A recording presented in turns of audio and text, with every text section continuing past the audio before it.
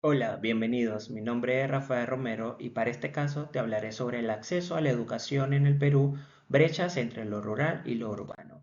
Como sabemos, la educación es ampliamente reconocida como un pilar esencial para el desarrollo social, la movilidad económica y la cohesión democrática. Sin embargo, en el Perú persisten desigualdades estructurales que condicionan de forma radical quién puede acceder a una educación de calidad y más aún a una educación superior. La educación es un derecho consagrado en nuestra Constitución Política.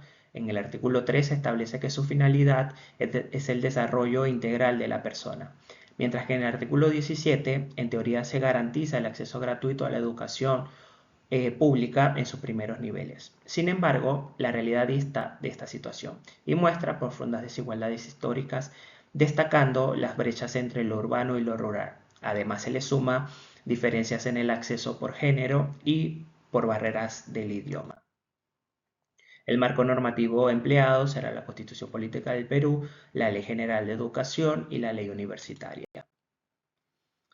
El caso de estudio representa la brecha entre la zona rural y urbana, las barreras estructurales para el acceso a la educación superior en el Perú. Un caso emblemático que simboliza esta desigualdad es la situación que enfrentan los estudiantes de la sierra y la selva en comparación con sus pares de Lima y ciudades intermedias. Estas brechas no solo se manifiestan en resultados académicos, sino también en oportunidades reales que tienen los estudiantes de estas zonas, ya que cuentan con infraestructuras deterioradas, falta de conectividad, materiales de estudio insuficientes y docentes con menor disponibilidad para especializaciones. La mayoría de estos estudiantes reciben educación en sistemas multigrados y con una fuerte brecha tecnológica. Muchos acaban la secundaria sin haber tenido la misma experiencia educativa que sus similares de Lima. Además están las barreras del idioma para aquellos cuyo idioma principal es el quechua o el aymara, por ejemplo, ya que el sistema de educación superior no está preparado para suplir estas barreras. Si bien existen programas como Beca 18, la demanda es mayor que la oferta y en ocasiones se evidencia las deficiencias académicas al no poder cumplir con los filtros de estos programas. El análisis filosófico aplicado a esta desigualdad y cómo solventarla, para Pareto las situaciones son eficientes si al haber un cambio en esta situación se beneficia a alguno sin perjudicar al otro. En el caso de las desigualdades, parece un poco complicado el poder superar las desigualdades sin que represente un incremento en el gasto público, lo que podría analizarse desde una perspectiva como perjudicar a un sector, ya que los recursos se desviarían hacia esa situación. En el caso de Nozick, él defiende un Estado mínimo. Esto significa un Estado cuya función legítima se reduce exclusivamente a proteger los derechos individuales básicos y rechaza cualquier tipo de redistribución forzada y planificación estatal del bienestar que implique impuestos o coerción. Por lo que desde esa perspectiva, para Nozick, las políticas educativas redistributivas serían injustas si implican impuestos o cargas obligatorias para quienes no comparten esas prioridades.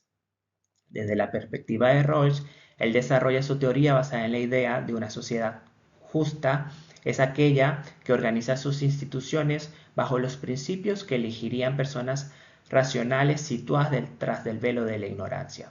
Esto significa sin saber sus condiciones futuras, si serán pobres, si serán ricas, si vivirán en zonas urbanas o rurales. Esto se articula con la idea del maximismo, donde se resalta que el mínimo sea el más alto posible de las peores situaciones, lo que se traduce en que una sociedad será justa en la medida que las oportunidades iniciales estén distribuidas equitativamente. Aplicando esto al caso, es evidente la distancia entre la justicia de Rawls y la realidad peruana. Rawls enfatiza que la educación es una condición estructural de justicia, ya que define la competencia real.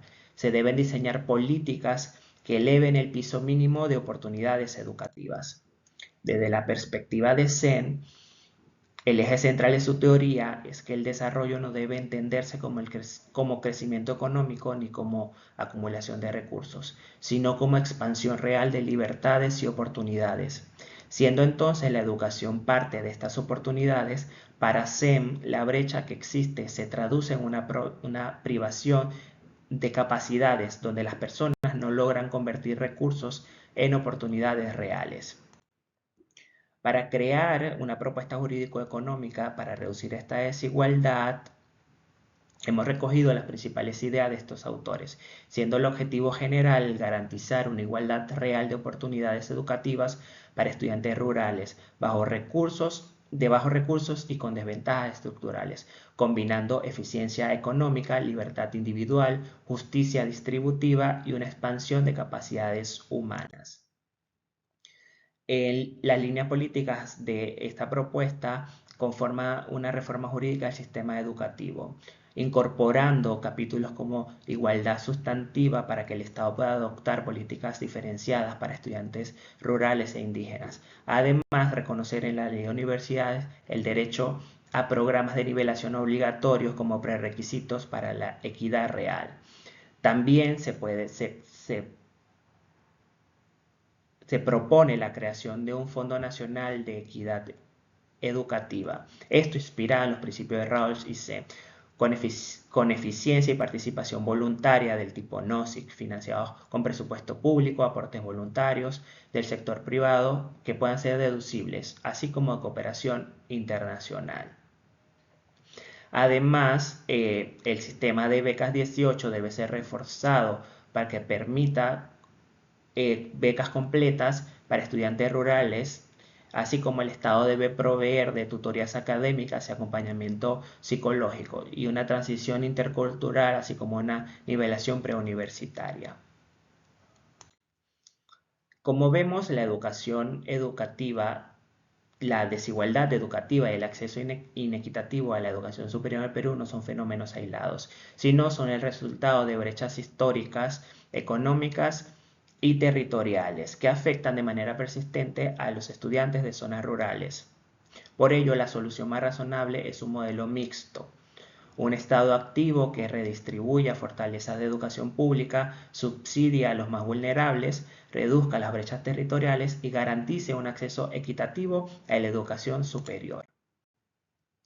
No quiero terminar esto sin antes mencionar este pensamiento de Sócrates. La educación es el encendido de una llama, no el llenado de un recipiente. Muchas gracias.